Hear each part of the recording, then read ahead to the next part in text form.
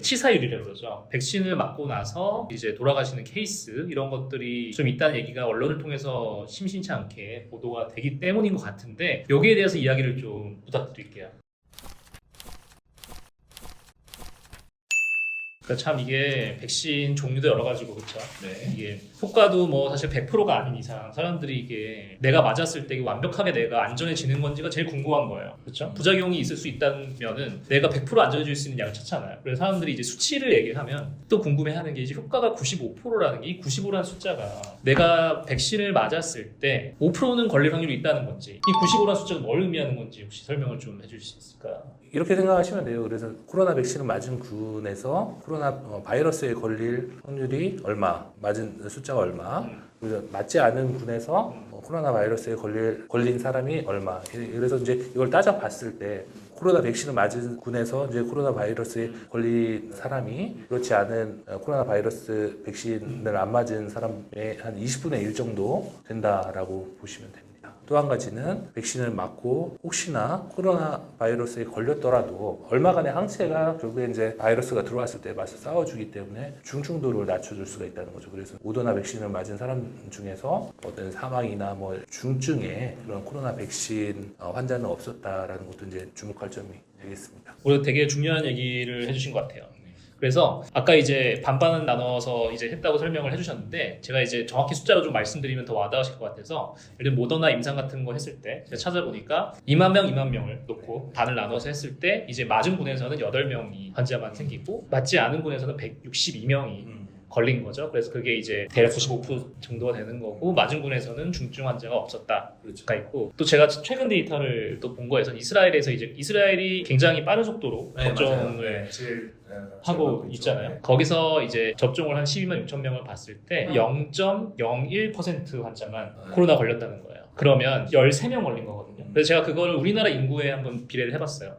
500 곱하면 6천 명이 되는 거예요. 그러니까 만약 모두 한국에서 백신 접종을 했다고 하면 거기는 이제 화이자 백신이었는데 한 6천 명 정도만 걸리는 그런 확률이 나온 거죠. 물론 이제 그 나라의 상황과 뭐 사람들이 마스크를 쓰는 정도, 활동 정도에 따라 다 다르겠지만 락다운 정도나 어쨌거나 그 정도로 굉장히 의미 있는 그렇죠. 굉장히 희망적인 데이터네요. 네. 할 수 있겠죠. 네. 그러면 어쨌거나 맞으면 효과가 이 정도 있다는 거는 이제 얘기가 된 것 같은데 이게 얼마나 가는지가 굉장히 중요하잖아요. 그렇죠. 이제 어떤 이제 백시네이션을 했을 때 뭐 2번 맞죠. 보통 이제 화이자는 1주, 3주 이렇게 이제 이니셜 도즈, 세컨 도즈 맞고 뭐 모더나 같은 경우는 첫 번째 맞고 4주 후에 네, 맞고 뭐 아스트라제네카도 뭐 첫 번째 맞고 이제 4주 후에 맞는 방식이긴 한데 그건 좀 이제 더 데이터 봐서 뭐 8주 후에 맞을 수도 있거든요. 근데 이제 어쨌거나 한 2주 정도까지는 굉장히 빠르게 항체가 생기는 걸로 되어 있고요. 이게 이제 1개월까지 굉장히 높게 유지되다가 이게 3개월까지 이렇게 쭉 가는 걸로 그렇게 나와 있어요. 그래서 임상 시험에서는 여기까지 데이터가 나와 있는 거고 이게 그럼 3개월까지 유지된다.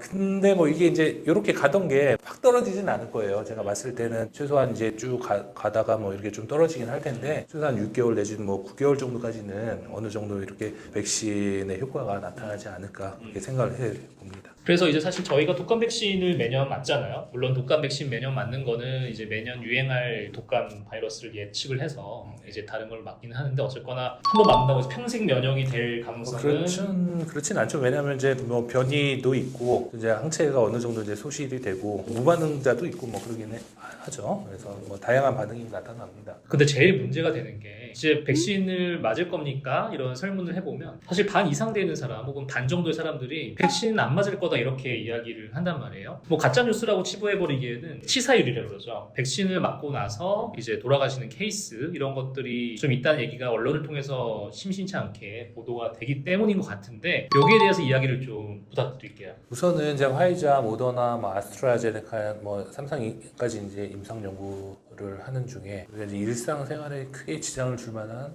정말 위중한 그런 부작용은 크게 발견되진 않았어요. 물론 이제 몸살 기운이나 접종 부위 통증, 발정, 두통 뭐 이런 일반 백신에서도 얼마든지 있을 수 있는 부작용은 반수 이상에는 나타날 수가 있겠죠. 하지만 이게 이제 일상생활에 지장을 주진 않았었거든요. 그래서 충분히 맞으실 수가 있고요. 다만 이제 조금씩 중한 부작용으로 보고가 되는 게 아스트라제네카 백신 같은 경우는 이제 요멸성 빈혈도 있었고 있고 또 이제 트랜스버스 마이엘라이티스라고 해서 한국말로 좀 어려운데 횡단 척수염이라고 그래요. 이름만 들어서 굉장히 그렇죠. 이제 척추를 지나가는 신경 다발에서 이제 염증이 발생해서 마비를 일으키고 뭐 그런 어떻게 보면 좀 무서울 수 있는 그런 부작용이 있었는데 결국에 이제 그 여성분은 이제 회복이 되긴 했지만 그런 게 있었는데 결국 아스트라제네카에서는 그것 때문에 이제 백신을 중단할 만큼의 그런 사안은 아니었다라고 이제 결론을 지었고요. 모더나 백신 같은 경우는 ITP라고 하는데 이제 혈소판이 줄어드는 질환이거든요. 그래서 결국에 이제 뇌출혈로 안 좋게 되신 케이스도 있고 뭐 그러긴 하는데 그게 이제 너무 빈도가 적다는 거죠. 백신 사업에 영향을 줄 만큼 우리가 팬데믹을 극복하고 그런 차원에서 이게 중단할 만한 그런 사항은 아니라고 이제 조심스럽게 그렇게 결론을 짓는 것 같아요. 그래서 이게 또 되게 민감한 문제잖아요. 사실 경미한 부작용, 뭐 두통이나 고환, 뭐 맞은 부위 뭐 문제는 몰라도 사실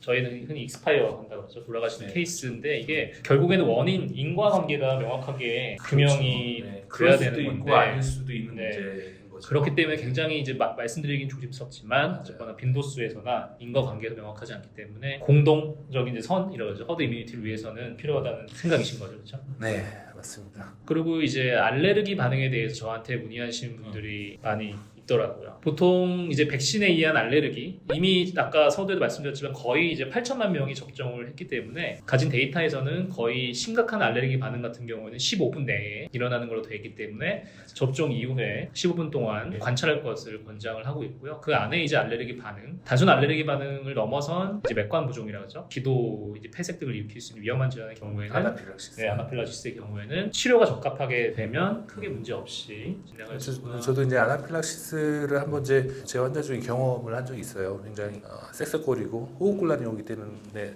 얼굴도 뭐 창백해지고 파래지고 이제 굉장히 겉에서 보면 중증 알러지 반응이죠. 하지만 이제 에피네프린을 주고 회복이 되거든요. 그래서 결국에는 이제 아나필락시스의 그런 이제 비율이 한 10만 명 중에 1명 정도 이제 발생할 어느 백신이나 또 어떤 약제나 뭐 발생을 할 수가 있거든요. 그거에 대해서 우리가 대처를 할 수가 있고, 그러니까 중요한 거는 아까도 말씀해 주셨지만 15분 내지는 길게는 30분 정도 이렇게 백신을 맞고 나서 관찰하고 귀가를 하는 게 매우 중요할 것 같고요. 무슨 약이었거나 백신에 의한 알레르기 과거력이 있으면 이제 미리 이제 말씀을 하시면 더욱더 세심하게 관찰이 관찰이 필요할 수 있으니까 그런 것도 말씀을 하시면 크게 걱정을 안 하셔도 될 것 같습니다. 이제 오늘 백신에 대한 이야기를 이제 모더나, 화이자, 아스트라제네카, 뭐 다른 백신도 있겠지만 대표적인 세 가지 백신에 대해서 주로 알아봤고 효과, 지속 기간, 그리고 마지막으로 부작용까지도 저희가 좀 이야기를 해보는 시간을 가졌습니다.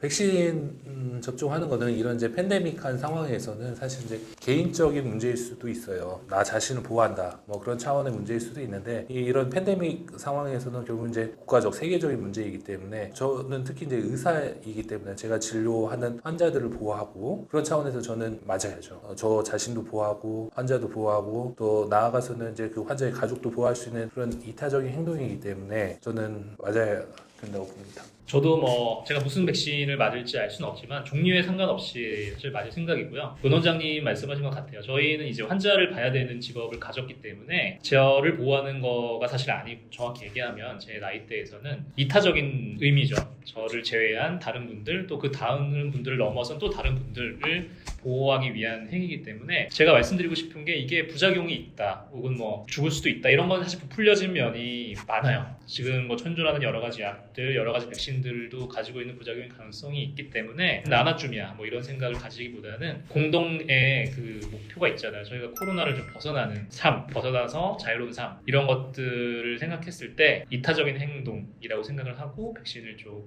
꼭 맞으셨으면 좋겠다는 말씀을 드립니다. 사실 그런 목적으로 제가 오늘 이 영상을 또 힘들게 준비했고요. 원장님 또 바쁘신 와중에도 제가 모셔서 이렇게 귀한 말씀을 좀 부탁드렸습니다. 제 정보가 유용하셨다면 구독과 좋아요 부탁드리고요. 궁금하신 점 있으면 이 밑에 댓글로 남겨주시기 바랍니다. 감사합니다.